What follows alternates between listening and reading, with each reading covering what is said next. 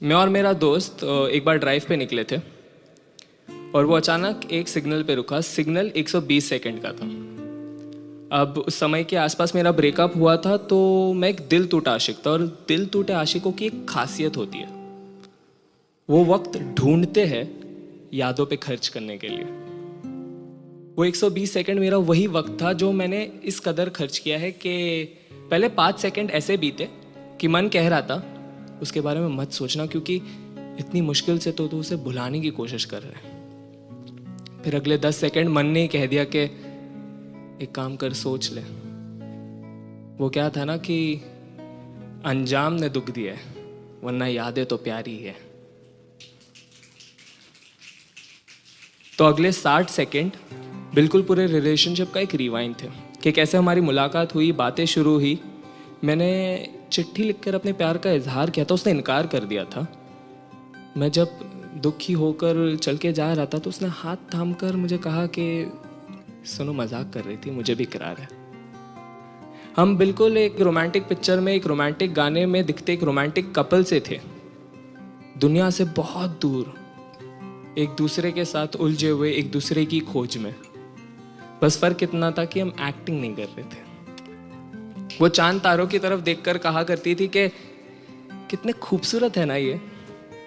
मैं उसकी तरफ मुड़कर कहता था कि हाँ, बहुत। हम कभी डेट पे जाया करते थे तो वो बात करती थी इंडिपेंडेंसी की, पर जैसे ही बिल आता तो मेरे तरफ सरकाते हुए कहती, सुनो ना, पैम्पर मी। उसके तारीफों में मैंने कुछ ऐसा लिखा था कि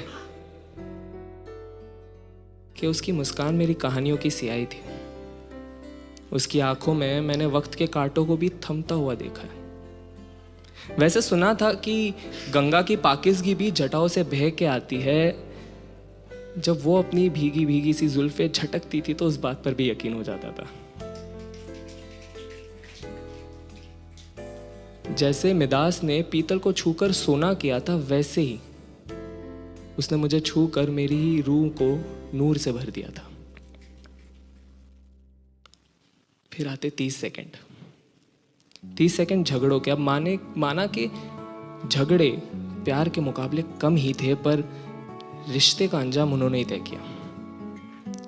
झगड़े ऐसे जो बिल्कुल बेफिजूल से थे, जो सुलझाए जा सकते थे पर सुलझाए नहीं गए।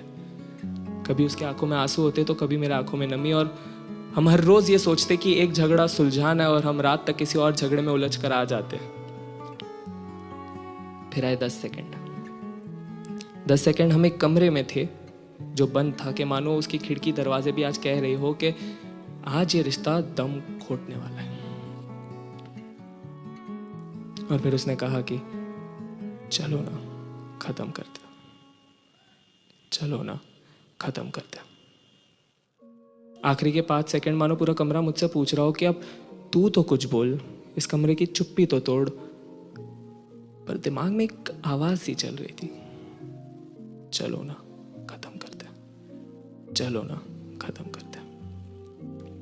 और वो वक्त बीत गया। अजीब होता है जुदाई का गम। उसे खोने के बाद भी उसे खोने का डर लिए घूमता हूं। वो सिग्नल जैसे ही ग्रीन हुआ, मेरा दोस्त बस गाड़ी भगाने ही वाला था कि मैंने उसे कहा कि रुक जा, 120 सेकंड की जरूरत है मुझे। जवाब देना बाकी रह गया था।